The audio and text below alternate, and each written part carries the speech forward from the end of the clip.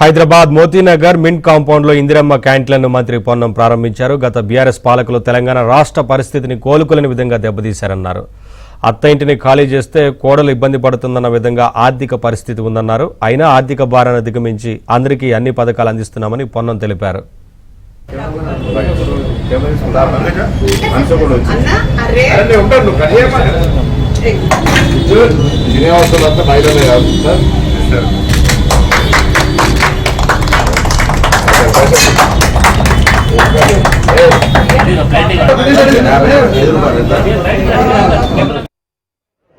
అనేక సంక్షేమ కార్యక్రమాలు, దీర్ఘకాలిక అభివృద్ధి కార్యక్రమాలు, అన్ని రకాల సాంకేతిక విప్లవంతో పాటుగా అన్నిట్లో ముందు అగ్రభాగాన్ని నిలబడి పోవాలనే ప్రయత్నం చేస్తూ ఉంది. కొద్దిగా మీ అందరూ ఇంతమంది అనేక జీతాలకు సంబంధించి వాస్తవంగా నేను ఎవరు బ్లేమ్ చేస్తలే.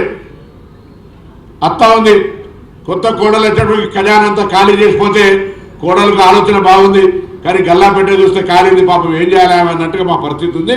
తప్పకుండా అయినప్పటికీ కూడా తెలివిగల కోడలుగా, తెలివిగల ప్రభుత్వంగా, కాంగ్రెస్ అనుభవపూర్వక ఉన్నటువంటి ప్రభుత్వంగా అన్ని రకాలకు ఎక్కడ ఇబ్బంది రాకుండా చేసే ప్రయత్నం చేస్తున్నాం. మీ పట్ల కూడా మాకు సానుకూలత ఉన్నది.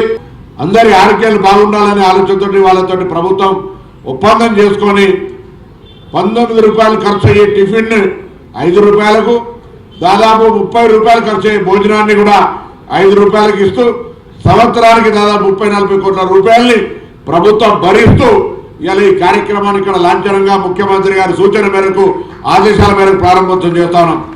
ఇప్పుడే అన్న చెప్పినాడు, తెలంగాణ మొత్తం మీద మహిళా సంఘాలకు సోలార్ ప్లాంట్లు ఇస్తా ఉన్నాం, ఇందిరమ్మ క్యాంటీన్లు ఇస్తా ఉన్నాం.